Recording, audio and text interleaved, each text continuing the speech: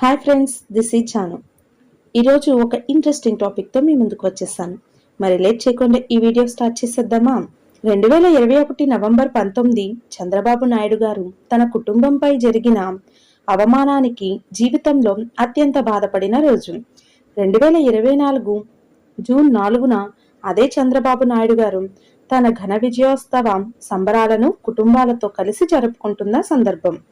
ఈ రెండు సంఘటనల మధ్యకాలం 2 సంవత్సరాల 6 నెలల 16 రోజులు.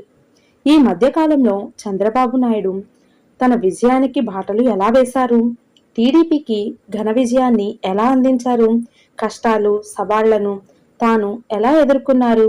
తన రాజకీయ అనుభవంతో ప్రత్యర్థులను ఎలా చిత్తు చేశాడనేది ఈ వీడియోలో తెలుసుకుందాం. మళ్ళీ సీఎం అయిన తర్వాతే అసెంబ్లీలో అడుగు పెడతానని అసెంబ్లీని వదిలి ప్రజల మధ్యకు వెళ్లారు చంద్రబాబు నాయుడు గారు.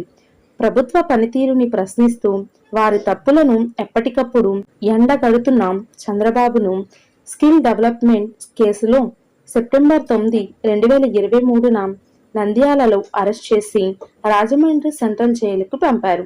ఆ అరెస్ట్ను ప్రశ్నించడానికి హైదరాబాద్ నుంచి పవన్ కళ్యాణ్ రోడ్డు మార్గంలో వస్తుండగా పోలీసులు రోడ్ పైనే ఆపేశారు.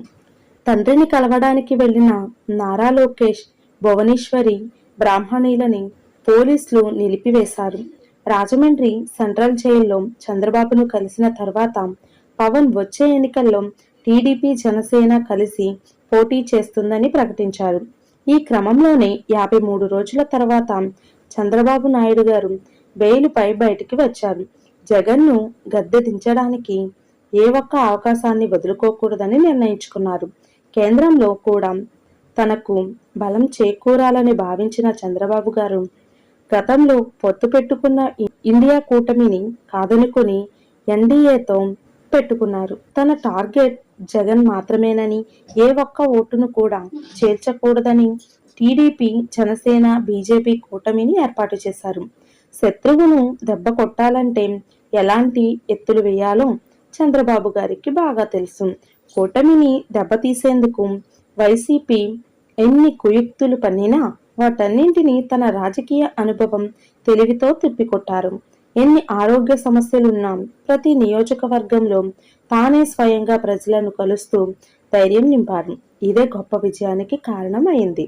ఇప్పుడు ఎన్డీఏ కూటమి విజయానికి మాస్టర్ మైండ్ గా మారి కేంద్రం, రాష్ట్రాలలో గేమ్ చేంజ్ అయ్యారు చంద్రబాబు గారు.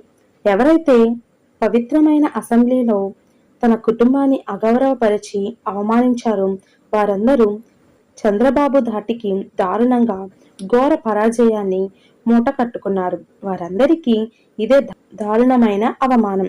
మరికొన్ని రోజుల్లో అదే సభలో సీఎంగా అడుగు పెట్టనున్నారు.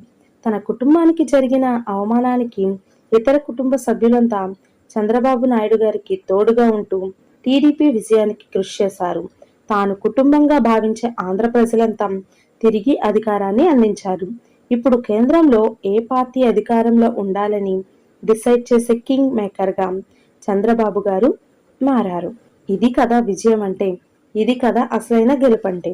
దేశ వ్యాప్తంగానే కాదు, ఇప్పుడు ప్రపంచ వ్యాప్తంగా చంద్రబాబు గారిపై ప్రశంసలు కురుస్తున్నాయి. ఇక ఈ నెల 12వ తేదీన ఏపీ ముఖ్యమంత్రిగా టీడీపీ అధినేత చంద్రబాబు నాయుడు గారు ప్రమాణ స్వీకారం చేయనున్నారు.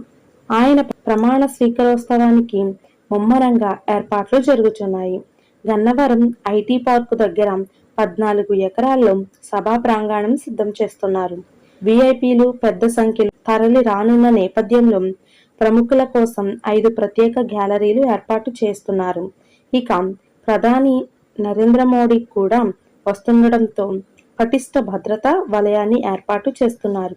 గన్నవరం ఎయిర్పోర్ట్ ప్రధాన గేటు నుంచి 800 మీటర్ల దూరంలో ఉన్న సభా వేదిక దగ్గర ప్రధాని నరేంద్ర మోడీ గారు, కేంద్ర మంత్రులు నేరుగా చేరుకునేలా ఏర్పాట్లు జరుగుతున్నాయి. మీలో ఎంతమందికి చంద్రబాబు గారి గురించి ఇన్ని విషయాలు తెలుసు? కింద కామెంట్స్లో నాతో షేర్ చేయండి. ఈ వీడియో కనుక మీకు యూస్ఫుల్గా ఉంది అనిపిస్తే లైక్ చేసి షేర్ చేయండి. This is Janu. Thank you for watching this video. Bye friends.